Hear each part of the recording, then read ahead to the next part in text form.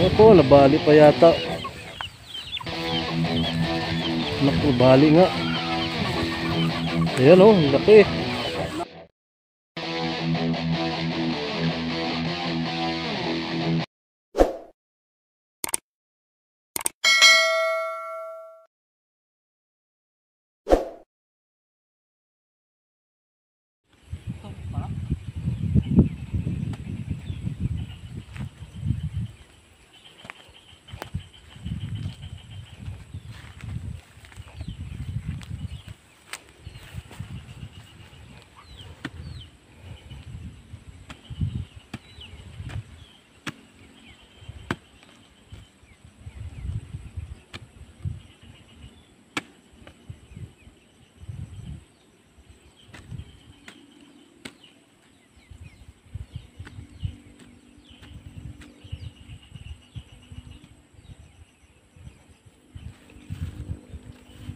Ano itatanim mo dyan? Muting kahoy. Kamuting kahoy. Interviewin natin to. Magtatanim daw siya ng kamuting kahoy. Sino ba nag-utos sa'yo magtanim dyan? Si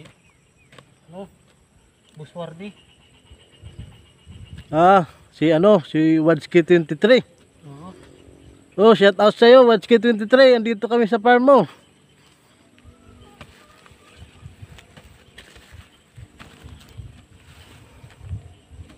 Ganun pala pagtanim ng ng kamuting kahoy. Bubungkalin mo muna para malaki ang ang tawag dito, pinakalaman niya. Crops. Ganun pala yun.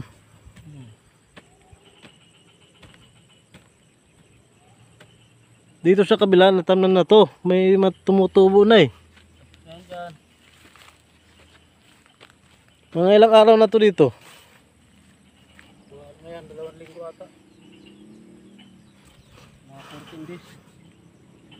Mga 14 days na dito. Hanggang kailan naman pwede anihin to? Ilang buwan? 6, 7, pwede na yan. Mapapakinabangan na. 6 hanggang 7. Hindi na matigas yun? Hindi ba maraming yun? Yung 7 buwan? Hindi ba matigas na yun? Yun ang pinakamaganda para malalaki na talaga. Mga 4, pwede na yan. 4 na buwan? May na ba yun? 4 ba yun, 5 yung ginawa natin dun. May kamuting kahoy na laman? Meron na yung masarap na yung pa eh.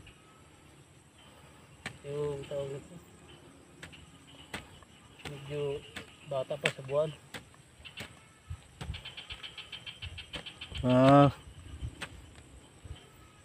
Yung bata pa.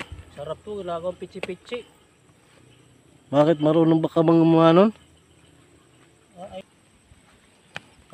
Ito yung tatanim mo. Ayan. Pakita mo nga kung paano tinatanim to sa ating mga manunood. Gano'n lang yan eh. Mahirap lang pag-prepare ng tataniman. Unahin mo yung puno, huwag babalik ka rin. Yan. Halos mag-isang dangkal, pwede na. Papakita lang natin to sa mga kailangan yung puno, tatandaan mo, hindi mo pwedeng balik ka rin, ayos na. Yan. Hindi na ba didiligan yan? Wala ang dilig-dilig to, matibay to sa matibay sa panahon, matibay sa araw, matibay sa ulan. Yung mga taga-probinsya alam na alam nito. Importante lang naman, hindi binabaliktad eh. Yan ba? Pag nabaliktad, tudas tayo.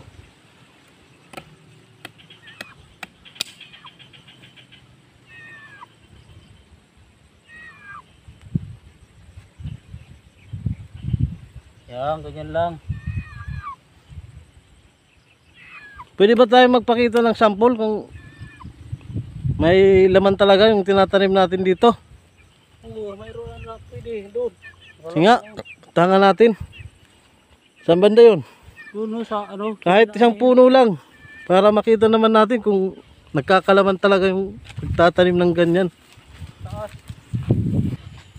Oh, Maganda. saan na?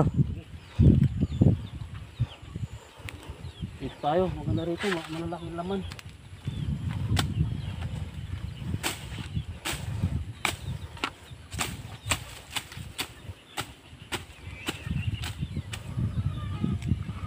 Pati Ayan o, nakaabang na naman yung mga manok natin oh. mga 6 na buwan na ata ito rito.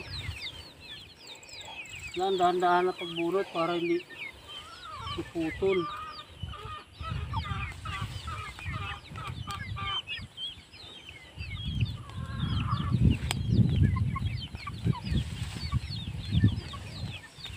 Ayan, may laman na nga. Malaki. Parang kunti pa lang yung laman eh. Medyo nahuli ata ito itanim dito banda eh. Pero yun malalaki na. Maraming ano yun. Maraming halamang ugat. Ito pala, di ka napansin ah. Ito siguro. Malaki to. Malaking puno eh. Ayan oh. Malaki to. Dahil makukulit. Ito yung kagandahan sa kamuting kahoy no. Kahit ano na siya, maraming ano tawag dyan, Damo? maraming damo. Oo, nasa ilalim yung ano niya eh. Kapak pinabangan. Hindi kagaya ng ibang tanim na pag maraming damo, hindi natutubo ng maayos. Pero mas maganda pa rin kung linilinisan yata ito siguro no? Maganda nililisan. Para makaabot sa tansya sa lupa. Oh, lakas ng hangin no. Isang piraso lang ito ah. Lakas ng hangin dito. Isang piraso lang ito, laki.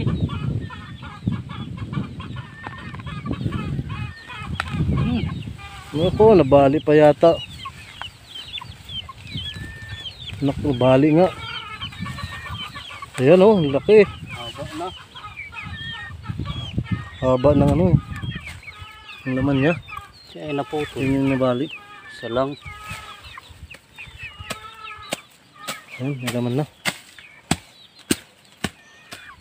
Ang sarap to kayong pichi-pichi. Kasaba cake. Ayan. May laman na pala eh.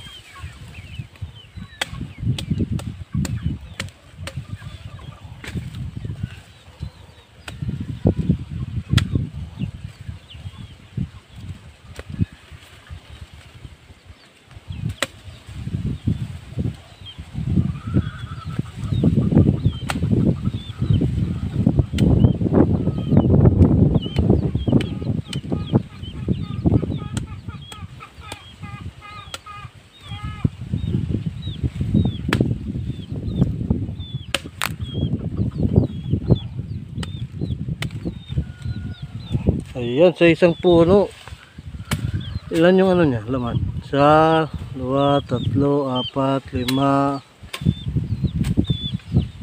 anim, pito. Pero maliliit yung iba. Ayan o. Pero may malaking isa. Isa pong harvestin na yan eh. Ilang na ano, nalilitan. Ano?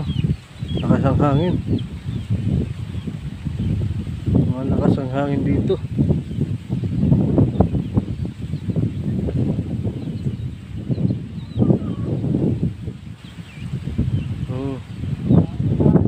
Doon sa banda nag ano. Ayun, ulan na. Hanggang dito na lang. Bye bye.